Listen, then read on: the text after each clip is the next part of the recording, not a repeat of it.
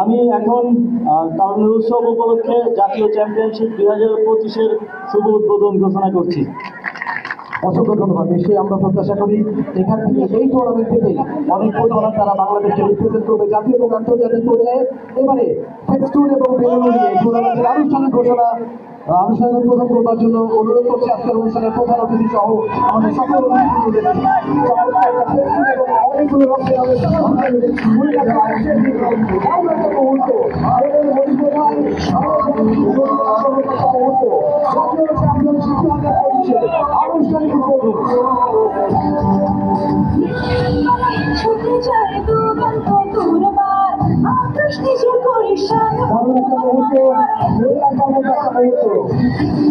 আনুষ্ঠানিক উদ্বোধন হয়ে গেল তারুণ্যের উৎসব উপলক্ষে জাতীয় চ্যাম্পিয়নশিপ 2025-এ। এবার